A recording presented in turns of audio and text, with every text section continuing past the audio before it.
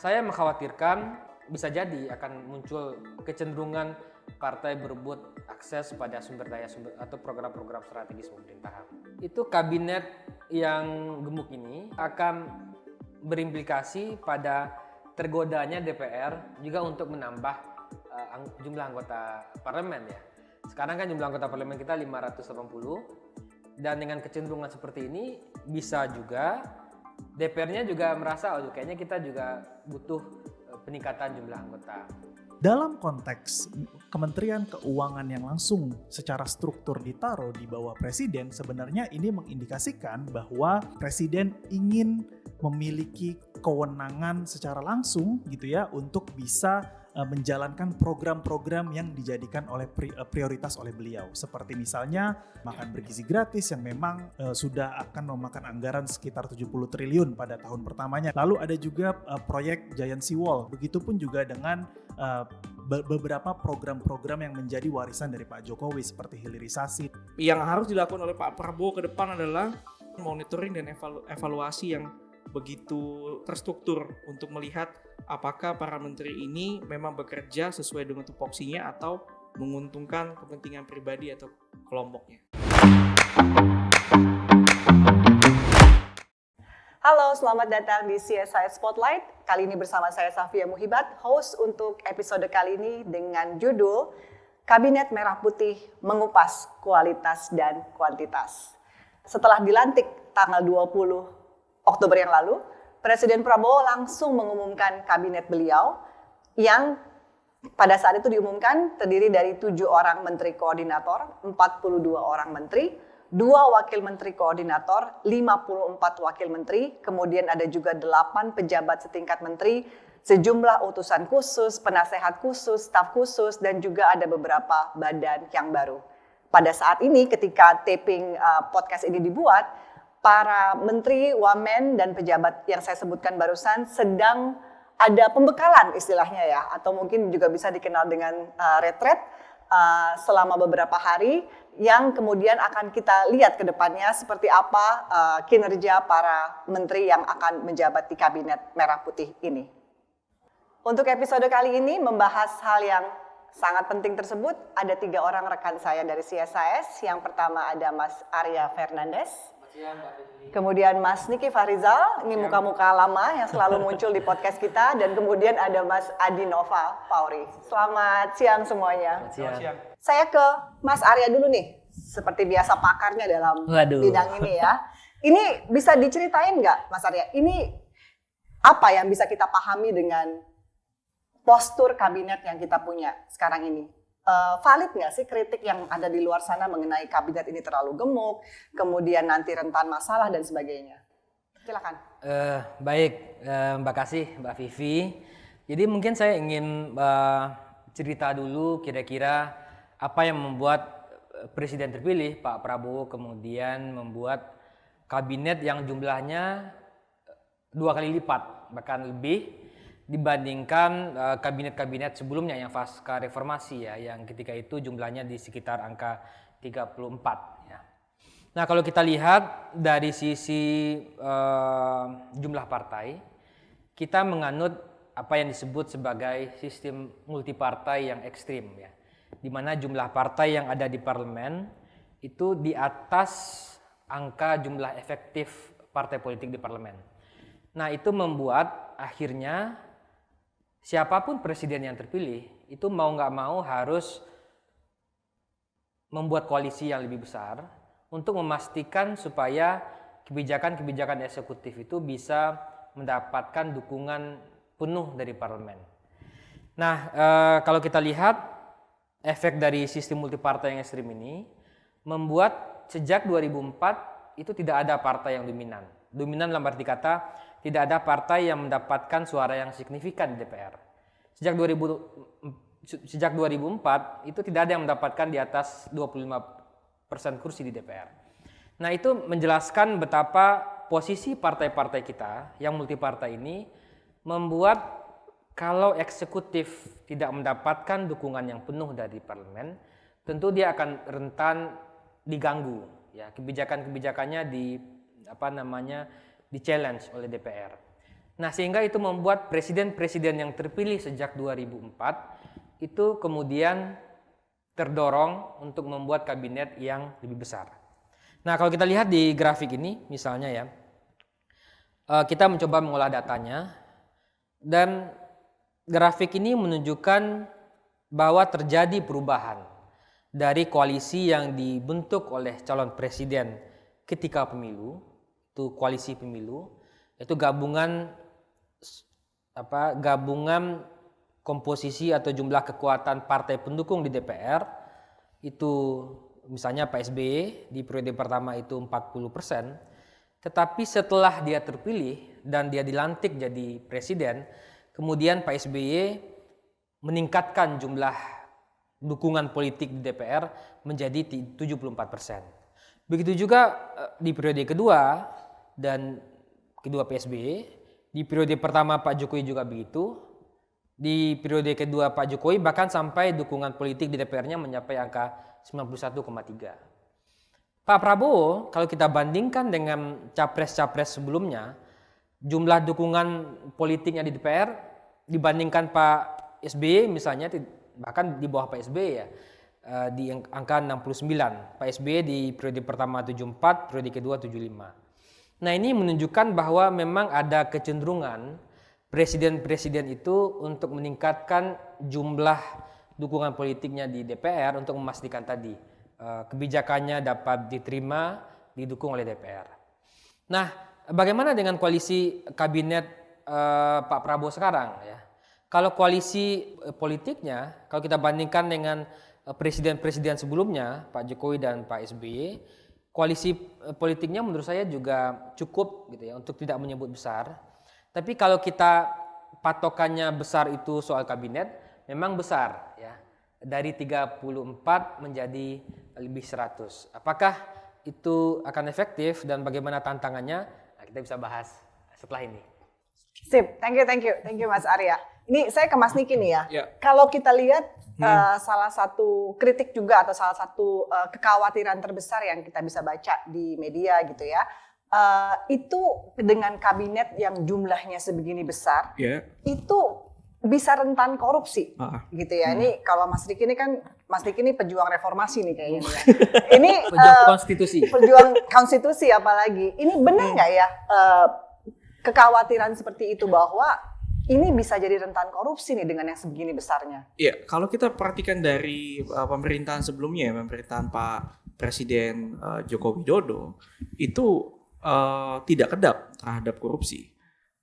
Malahan beberapa petinggi partai politik seperti Sekretaris Jenderal Nasdem pada periode sebelumnya, lalu sebelumnya lagi itu juga terlibat dalam kasus korupsi. Artinya dengan komposisi kabinet yang begitu besar, artinya ini ada ruang-ruang yang memang apabila mereka tidak clear nih masuk ke kabinet untuk apa, demi apa, tujuannya apa, bisa jadi akan membuka peluang celah-celah korupsi. Dan kita ketahui bahwa korupsi ini kan ada perpaduan antara sistem atau struktur yang lemah dengan budaya korup itu sendiri. Nah, sampai hari ini kita belum bisa mencegah atau memperbaiki sistem ini. Sehingga siapapun yang masuk ke kabinet itu ada kemungkinan besar apabila orang yang masuk ini tidak clear dengan dirinya sendiri, terlibat dengan korupsi. Jadi yang harus dilakukan oleh Pak Prabowo ke depan adalah harus dilakukan monitoring dan evaluasi yang begitu terstruktur untuk melihat apakah para menteri ini memang bekerja sesuai dengan tupoksinya atau menguntungkan kepentingan pribadi atau kelompoknya, seperti itu. Oke, berarti memang ada hal-hal yang harus disiapkan gitu ya untuk diantisipasi dengan postur kabinet seperti ini.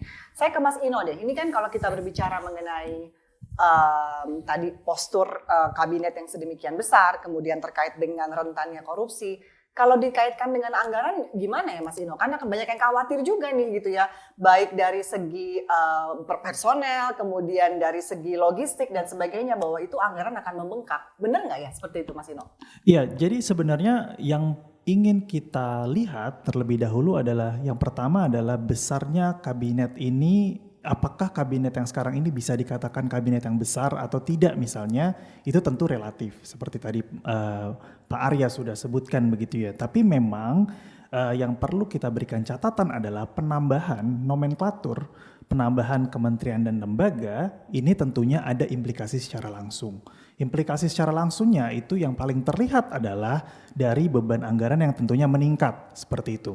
Dan memang peningkatan ini bisa kita kategorikan dalam dua hal. Yang pertama adalah beban yang secara langsung atau yang secara tetap, yaitu adalah karena adanya kebutuhan penambahan jumlah kantor. Bahkan di beberapa pemberitaan saja dari kemarin kita ikuti bagaimana banyaknya kementerian-kementerian yang baru ini belum memiliki kantor yang ada, dan itu perlu ada kantornya untuk bisa bekerja seperti itu. Lalu yang berikutnya adalah terkait dengan penambahan anggaran yang sifatnya ini adalah terus ada atau variabel gitu ya. Baik itu dari sisi untuk kebutuhan untuk penggajian, lalu juga ada fasilitas dan lain sebagainya. Jadi yang kita lihat adalah tidak hanya jumlah kabinet yang semakin banyak ini akan memiliki implikasi terhadap anggaran, tetapi juga ketika misalnya kita lihat dalam satu kementerian saja, ada beberapa kementerian yang memiliki wakil menteri lebih dari satu.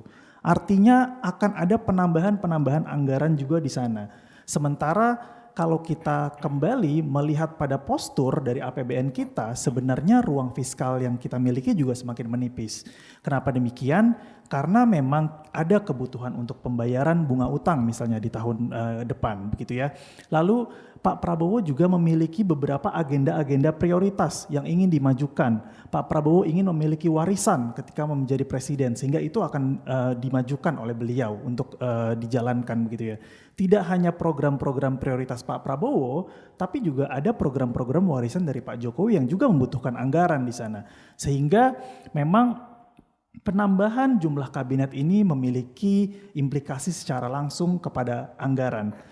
Apakah ini tentunya baik atau tidak, sebenarnya ini disah-sahkan saja gitu, karena memang sangat wajar yang namanya penambahan kabinet, penambahan jumlah menteri dan wakil menteri itu pasti akan memiliki implikasi terhadap biaya begitu ya.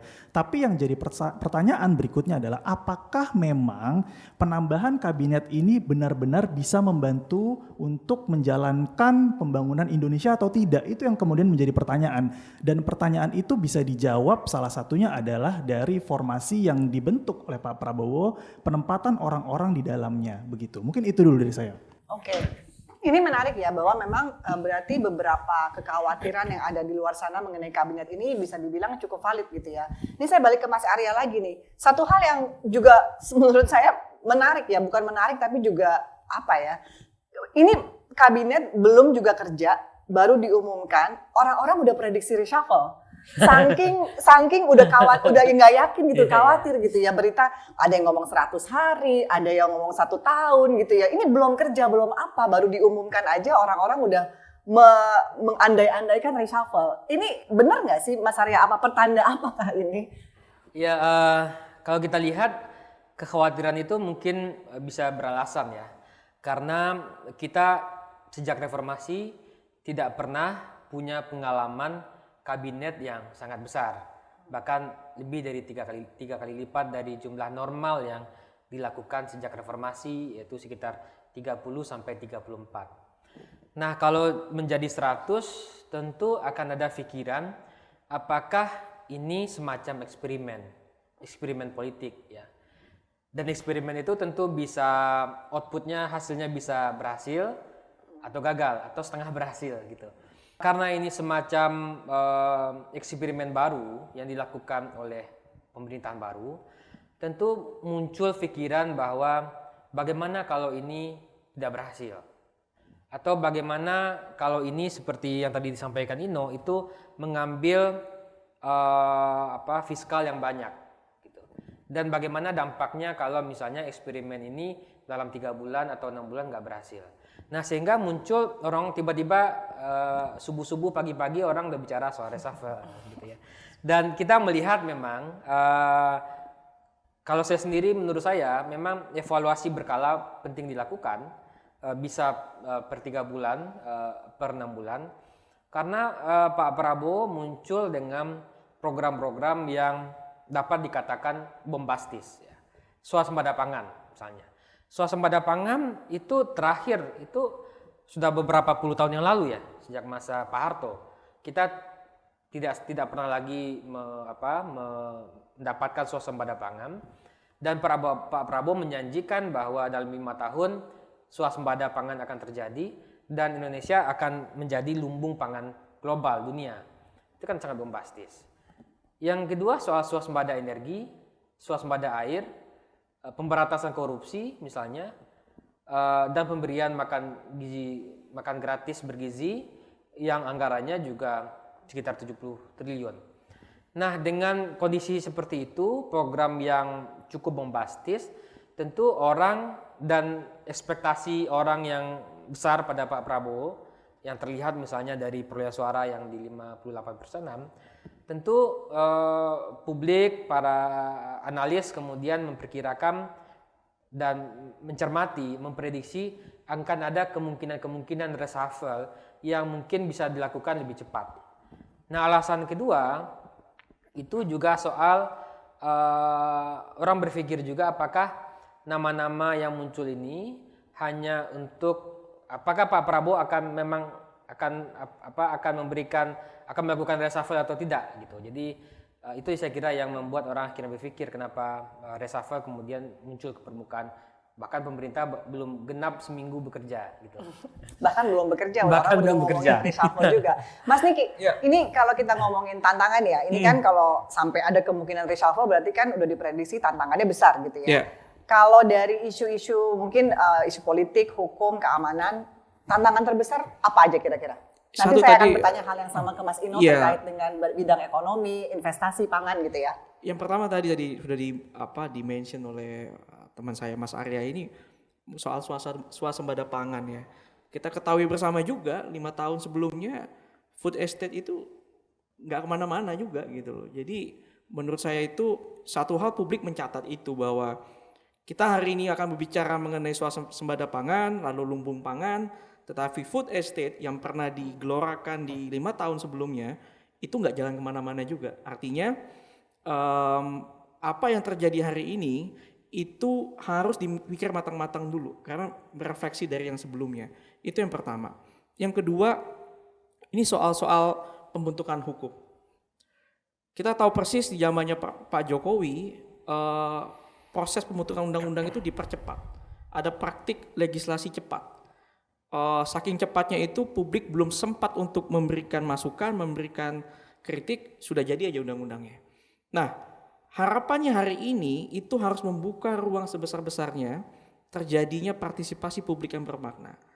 Artinya hukum yang akan dibuat atau undang-undang yang akan dibuat itu sudah melalui proses dengar pendapat dengan publik secara efektif. Bukan tiba-tiba langsung jadi undang-undangnya. Kita ketahui bersama memang banyak sekali pekerjaan rumah yang ingin dikerjakan oleh Pak Prabowo lewat dasar hukum, tentunya lewat undang-undang. Nah ini nggak bisa dibuat secara ugal-ugalan. Pemerintahan hari ini harus membuat undang-undang sesuai dengan koridor prosedur demokrasi konstitusional. Itu menurut saya. Oke, luar biasa nih Mas Niki nih. Mas Ino, silakan pertanyaan yang sama dalam isu ekonomi. Iya, begini Mbak Vivi, sebenarnya pertanyaannya sangat menarik sekali dan sangat-sangat relevan ketika kita membicarakan besarnya kabinet ini. Seperti yang tadi juga sebenarnya kita bahas bahwa sebenarnya sah-sah saja untuk memiliki kabinet yang besar, asalkan memiliki suatu visi dan memiliki desain yang jelas kabinet ini akan diarahkan kepada pembangunan yang seperti apa begitu, dan ini yang menurut saya masih sangat minim atau paling tidak belum terlihat gitu ya, paling tidak dari kacamata saya. Apakah memang besarnya kabinet yang dibentuk oleh Pak Prabowo saat ini itu bisa mengadres permasalahan-permasalahan struktural yang ada di Indonesia saat ini? Saya ambil contoh misalnya terkait dengan reformasi birokrasi seperti itu. Suatu program yang sebenarnya sudah dicanangkan dari awal masa pemerintahan Pak Jokowi pada saat itu begitu ya, namun tidak berhasil dieksekusi dengan baik dan ini tidak terlihat kembali dalam pembentukan kabinet yang ada. Semangat untuk melakukan reformasi birokrasi yang padahal memiliki dampak secara luas begitu ya, baik dari sisi nantinya memiliki dampak terhadap kelancaran investasi, kelancaran perizinan, untuk penciptaan lapangan kerja dan lain sebagainya, ini tidak terlihat paling tidak dari desain yang saat ini dibuat di kabinet Pak Prabowo begitu.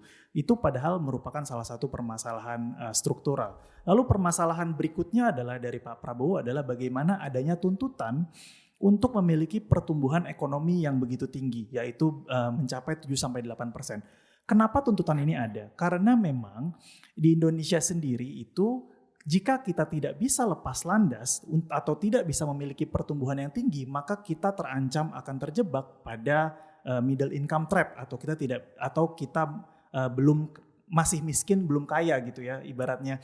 Dan ini menjadi hal-hal yang ditakutkan dari zaman Pak Jokowi kemarin hingga Pak Prabowo sekarang ini dan yang ingin saya berikan catatan utamanya adalah memiliki impian untuk bisa tumbuh 7-8% ini tentu saja penting dan juga baik asalkan bisa melihat isu-isu permasalahan yang lebih struktural di dalamnya. Misalnya paling tidak yang saya lihat saat ini dari program-program prioritas Pak Prabowo yang memang sangat menitik beratkan pada hilirisasi misalnya sebagai strategi tunggal untuk bisa memberikan pertumbuhan ekonomi yang 7 atau 8%, menurut saya akan menjadi tidak optimal ketika misalnya problem-problem strukturalnya itu tadi, misalnya peningkatan produktivitas, kepastian berinvestasi dan berusaha dan lain sebagainya itu tidak diadres sebelumnya begitu. Sehingga hilirisasi akan menjadi sulit jika menjadi strategi tunggal. Tentu hilirisasi memiliki manfaat ekonomi, tapi perlu ada upaya-upaya lain yang lebih struktural begitu. Terus lalu misalnya capaian-capaian lainnya atau misalnya tujuan-tujuan pembangunan seperti misalnya menurunkan angka kemiskinan atau menghilangkan kemiskinan ekstrim yang ada di Indonesia yang memang belum berhasil dijalankan oleh Pak Jokowi seperti itu. Kalau saya melihat kembali dari program-programnya Pak Prabowo, salah satunya misalnya yang sangat menarik adalah makan bergizi gratis. Tentu memang memberikan makan siang satu kali gitu ya sehari pastinya akan memberikan dampak yang positif dari sisi mengurangi beban masyarakat miskin dalam pengeluaran untuk makanan.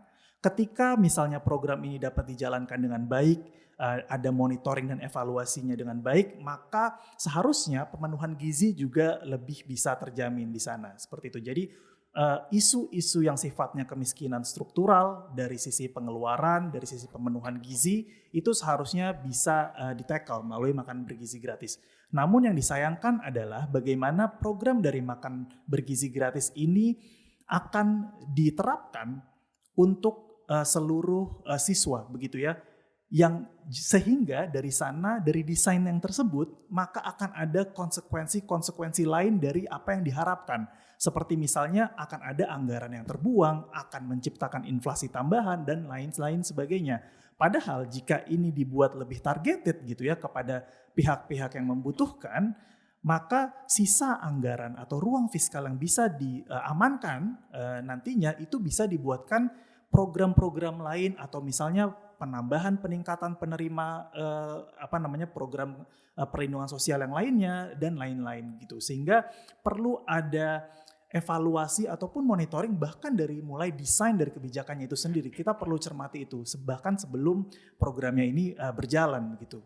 Jadi masih banyak pertanyaan ya dari program-program Pak Prabowo yang belum bisa kita coba jawab dengan postur kabinet yang ada sekarang, kira-kira gitu, Mas Ino ya. Mas Arya, ini kan dari tadi kita membahas, ini kadang tadi Mas Ino udah banyak membahas mengenai beberapa program Prabowo ke depan gitu ya. Ini kan tadi kita membahas mengenai jumlah kabinet itu ya, jumlah orang dalam kabinet gitu ya, dibilang kabinet gemuk, kemudian ya dari segi kuantitas gitu. Kalau kita mau coba lihat isi kabinetnya, Mas Arya gitu ya. Berat ya pertanyaannya ya.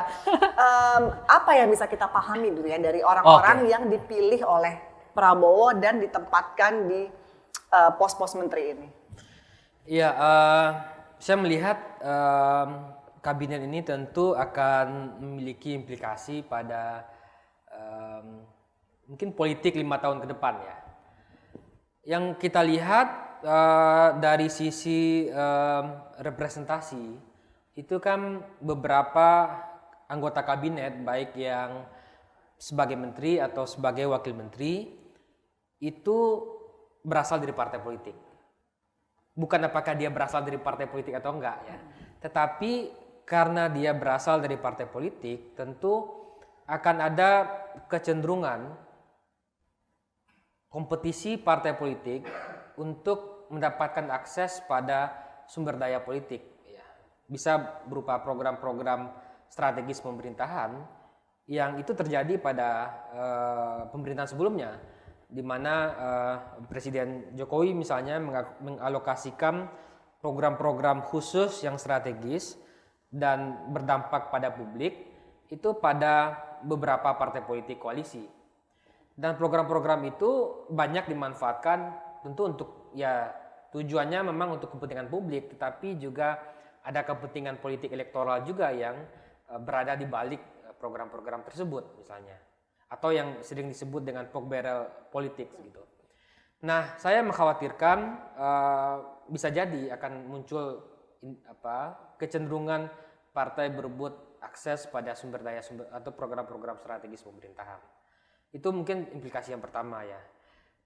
Implikasi yang kedua bisa jadi menurut saya itu kabinet yang gemuk ini itu juga akan berimplikasi pada tergodanya DPR juga untuk menambah jumlah anggota parlemen ya.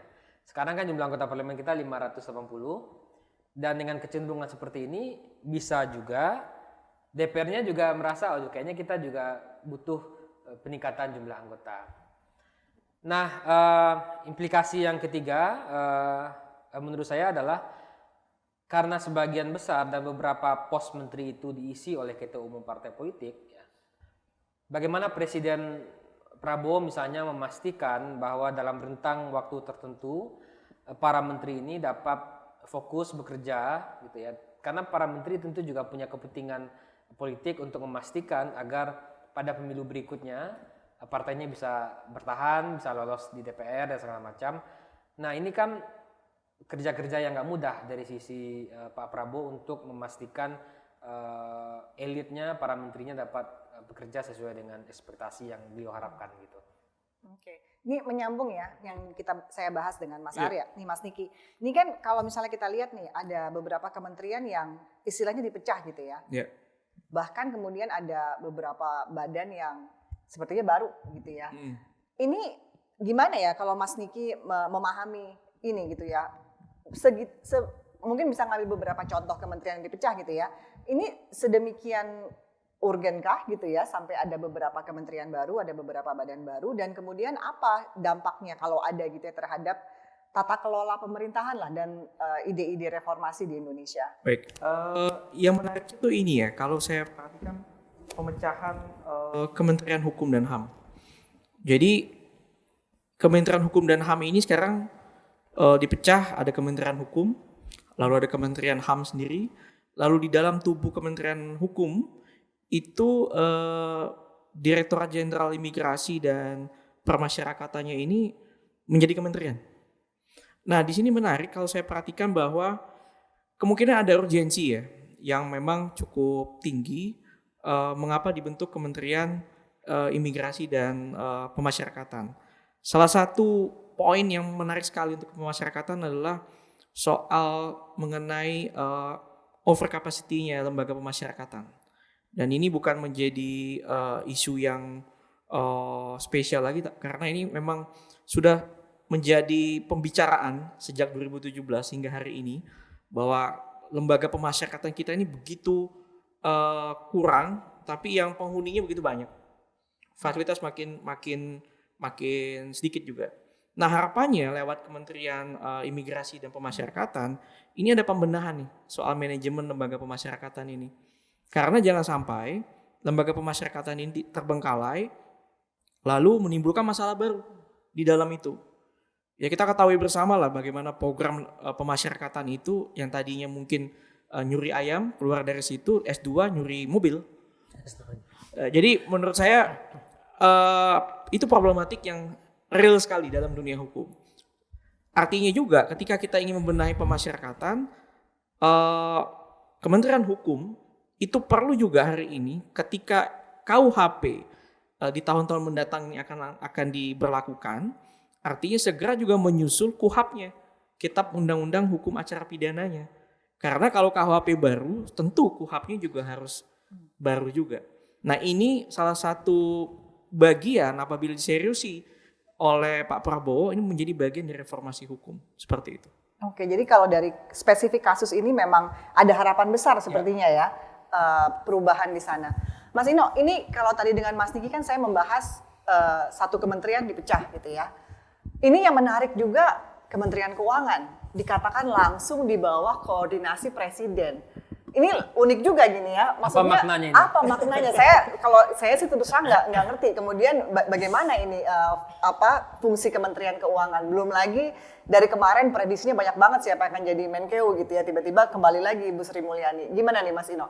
Ya, memang kembalinya Bu Sri Mulyani dengan wakil menterinya begitu ya. Ada Pak Suhasil Nazara, ada Bapak Tommy di sana, meskipun ada penambahan Pak Abimanyu di sana, itu sebenarnya untuk memberikan respon yang positif bagi pasar bahwa disiplin fiskal itu akan tetap dijaga oleh Pak Prabowo. Karena memang perhatian-perhatian terhadap disiplin fiskal yang kemungkinan tidak akan terjaga itu sempat muncul di permukaan ketika Pak Prabowo terpilih. Sehingga terpilihnya Bu Sri Mulyani di sana untuk memberikan jaminan-jaminan tersebut begitu.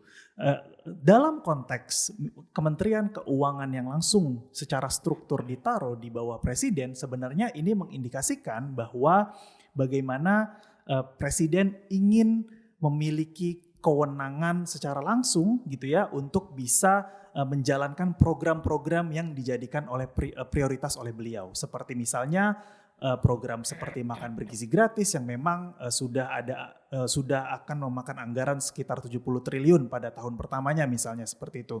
Lalu ada juga proyek Giant Sea Wall yang memang akan memakan biaya yang juga cukup besar. Begitupun juga dengan beberapa program-program yang menjadi warisan dari Pak Jokowi seperti hilirisasi dan lain sebagainya yang memang memiliki atau akan memakan anggaran yang juga cukup besar. Sehingga dengan menaruh Bu Sri Mulyani secara langsung di bawah Pak Prabowo ingin memberikan garansi bahwa program-program yang selama ini diprioritaskan dalam asta cita beliau gitu ya, itu dapat dilaksanakan dengan mulus gitu ya, atau dapat berjalan dengan lebih baik. Meskipun dengan ditaruhnya Kementerian Keuangan secara langsung di bawah Pak Presiden, itu berarti ada implikasi bahwa Kementerian Keuangan akan memiliki power yang lebih tinggi daripada yang sebelumnya paling tidak. Dan ini memberikan lebih banyak kewenangan kepada Ibu Sri Mulyani dan juga teman-teman di Kementerian Keuangan untuk bisa menjaga disiplin fiskal, terutama dari beberapa program-program di luar dari program prioritas Pak Prabowo seperti itu. Misalnya dalam beberapa hari terakhir saja, tadi kalau kata Mbak Vivi bahkan belum bekerja tapi udah minta anggaran tinggi sekali beberapa kementerian, beberapa menteri gitu ya. Dan ini Bu Sri Mulyani memang diamanatkan untuk bisa menjaga dari kemungkinan permintaan tambahan anggaran yang seperti ini begitu. Sehingga meskipun program-program dari Pak Prabowo yang memang membutuhkan alokasi fiskal yang cukup besar itu tetap bisa seimbang dalam konteks disiplin fiskalnya itu tetap bisa terjaga karena kebutuhan-kebutuhan lain yang tidak menjadi prioritas dapat tetap terjaga dengan power yang lebih tinggi yang dimiliki oleh Kementerian Keuangan. Oke, jadi ini satu hal yang memang kita sepertinya juga harus lihat ke depan ya gimana ini sebenarnya koordinasinya nanti. Oke, ini kita udah Tambah dikit Mbak. Boleh silakan Mas Arya. Tadi karena Ino nyebut Asta Cita, saya jadi ingat Asta Cita nomor pertama. Asta Cita pertama itu isinya soal penguatan ideologi Pancasila, demokrasi, dan perlindungan HAM. Nah dari tadi kita nggak bahas demokrasi. Ini padahal ini Asta Cita yang penting saya kira ya, karena sejak 10 tahun terakhir itu kita dalam skor soal peringkat demokrasi itu selalu berada dalam kategori negara yang partly free. Padahal sebelumnya pada masa Pak SBY kita tuh selalu dikategorikan sebagai negara yang demokratis. Nah kita tentu juga mendukung sekali kalau misalnya ada agenda-agenda dan perubahan-perubahan strategis yang dilakukan oleh pemerintahan baru ini untuk memperkuat demokrasi. Apalagi kita melihat misalnya di Kementerian Dalam Negeri salah satu wakil menterinya Pak Bima Arya itu fokus pada isu reformasi sistem kepemiluan gitu. Nah, tentu kalau agenda perbaikan demokrasi ini bisa dilakukan oleh pemerintahan baru, tentu saya kira kita patut memberikan apresiasi yang lebih. Luar biasa. Ini memang pas nih. Tadi saya mau menanyakan pertanyaan terakhir saya nih untuk melengkapi diskusi kita mengenai harapannya ke depan, ekspektasinya gimana. Nih Mas Arya jelas banget harapan dalam isu demokrasi, gitu ya. Silakan disusul Mas Niki atau Mas Ino. Harapannya ke depan apa yang mau diangkat isunya? Iya, saya berharap bahwa tadi kalau Asta Cita nomor 1 tadi sudah dibahas mengenai demokrasi dan HAM. Saya berharap bahwa ada penyelesaian kasus HAM berat di pemerintahan Pak Prabowo Subianto ini. Udah ganti-ganti presiden masih banyak yang belum selesai ya? Iya, harusnya itu menjadi clear sekali di di pemerintahan Presiden Prabowo ini bahwa pelanggaran HAM berat yang memang sudah direkognisi ya oleh Presiden Jokowi itu diselesaikan. Karena tagline-nya kan di awal pemerintahan bahwa ini akan berkelanjutan. Kalau keberlanjutan artinya apa yang kemarin sudah direkognisi hari ini harus dikerjakan. Seperti itu. Berikut juga selain itu adalah perlindungan kebebasan sipil itu makin ditingkatkan. Karena itu adalah salah satu sendi dari ketahanan demokrasi. Demikian. Oke, Mas Ino. Ya, harapan utama kalau dari saya pribadi terutama yang berkaitan dengan kabinet karena tadi juga sudah sempat dibahas belum juga bekerja sudah ada isu reshuffle dan lain sebagainya.